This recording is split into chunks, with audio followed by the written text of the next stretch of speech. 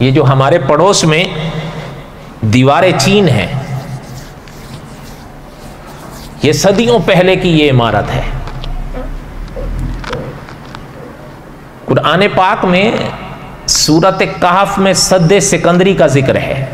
آپ نے پڑھا ہوگا یا سنا ہوگا۔ بعض ہمارے علماء اس طرف نکلے ہیں کہ مطلب سورہ کہف میں جس سد سکندری کا ذکر ہے وہ یہی ہے کہ ہمارے بعض اکابر یہ فرمایا کرتے تھے، کیونکہ یہ صدیوں پہلے سے بنی ہوئی ہے، اگر ایک قول کو دیکھا جائے تو ان کے تو مطابق یہ حضرت مسیح علیہ السلام سے بھی پہلے کی ہے،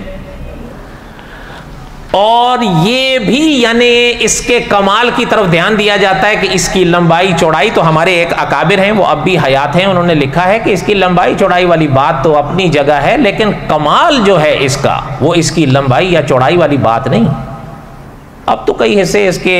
اپنی جگہ پر چلے گئے، ورنہ اگر اس کو تاریخ کے حوالے سے آپ پڑھیں،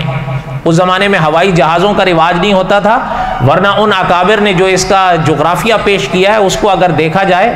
تو یہ اپنے زمانے میں اتنی لمبی تھی کہ اگر اس پر، اس زمانے میں تو ظاہر جہاز نہیں ہوتے تھے، لیکن اگر اب یہ اس عالم میں ہوتی تو اگر اس کے اوپر ہوائی جہاز چلایا جاتا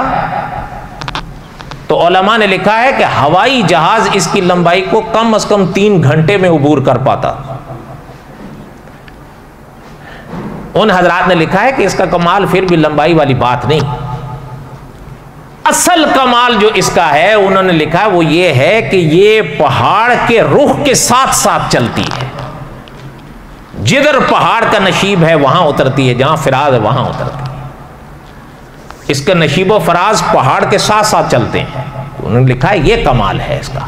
پھر اس کے بعد انہوں نے لکھا ہے کہ اس زمانے میں یہ انسان کا کام نہیں ہے فقط،